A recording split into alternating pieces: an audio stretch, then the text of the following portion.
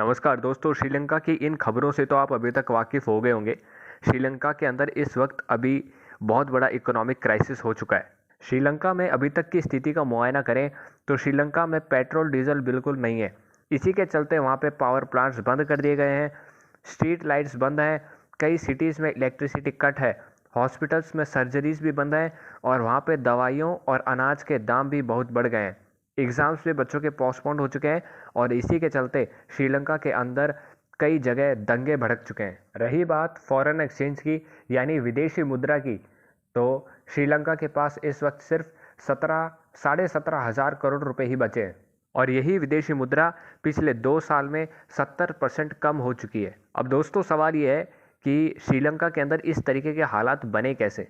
इसका पहला कारण यह है कि श्रीलंका को अभी एक परिवारवाद वाली सरकार चला रही है और ये परिवारवाद वाले लोग इस वक्त श्रीलंका को लूट चुके हैं। इसका दूसरा कारण यह है कि श्रीलंका में फूड माफिया मौजूद है और ये फूड माफिया वाले लोग दाल चावल और चीनी जैसे खाने की चीज़ों की कालाबाजारी करते हैं और इस वजह से खाने की चीज़ों में कमी आ चुकी है और उनके दाम भी बढ़ चुके हैं। अब एक समय श्रीलंका दुनिया का सबसे बड़ा टूरिस्ट हब था। करीबन साल 2017-18 के आसपास श्रीलंका में 21 लाख से 23 लाख के टूरिस्ट आए थे और श्रीलंका ने इससे बहुत पैसा और खूब फ़ायदा उठाया था। लेकिन ये सब चीज़ें शायद वहाँ के लोकल इस्लामिक कट्टरपंथी संगठनों को अच्छी नहीं लगी और 21 अप्रैल 2019 के दिन श्रीलंका के अंदर 3 चर्चेज और 3 लग्जरी होटल्स को इस्लामिस्ट सुसाइड बॉम्बर्स ने निशाना बनाया। इन धमाकों में 500 से ज़्यादा लोग इंजर्ड हुए और 270 लोग मारे गए। इन 270 में से 45 से 50 लोग टूरिस्ट थे।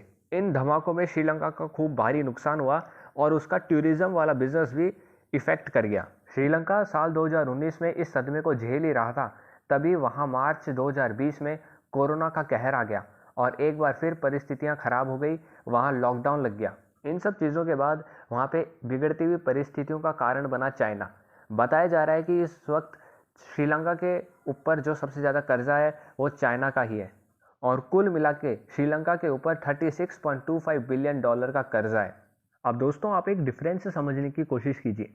देखिए श्रीलंका जो है वो 2.25 करोड़ का देश है और भारत जो है वो 135 करोड़ की आबादी वाला देश है और दोनों ही देश ऑयल इंपोर्ट करने के मामले में 80% बाहरी देशों पर निर्भर हैं।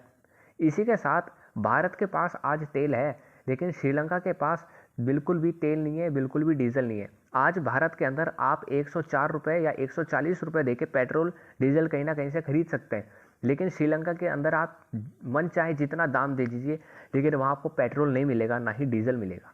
दोस्तों अंतर्राष्ट्रीय स्तर पर इस वक्त पेट्रोल और डीजल की मारामारी इसलिए चल रही है और उसका एक ही कारण है, वो कारण है रशिया और यूक्रेन के बीच में चल रहा युद्ध। अब आप सोचेंगे कि इस तरीके की परिस्थिति भारत में तो क्रिएट होनी नहीं चाहिए क्योंकि रशिया जो है वो भारत को कम दाम में एक तगड़ा डिस्काउंट देके ऑयल और कच्चा तेल दे रहा है।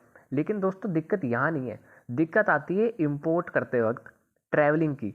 जो शिप्स हैं, प्लेन्स हैं, इस वक्त कोई भी शिप कंपनी रेडी नहीं है कहीं ना कहीं से माल लाने के लिए और ना ही ले जाने के लिए। दोस्तों इसका ताज़ा उदाहरण ये है कि श्रीलंका में पेट्रोल और डीजल की कमी आने के बाद भारत श्रीलंका को 40,000 बैरल के ऑयल भेज रहा था, लेकिन इस वक्त ट्रांसपोर्टिंग में दिक्कत आ गई।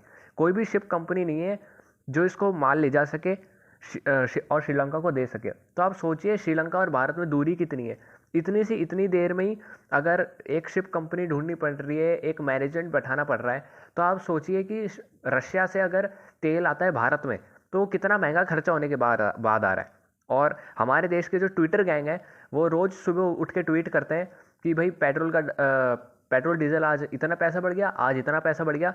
लेकिन ये असल बात तो ये है कि ये भारत के लोग अंतर्राष्ट्रीय स्थितियों से वाकिफ़ ही नहीं है, इनको कोई अवेयरनेस ही नहीं है।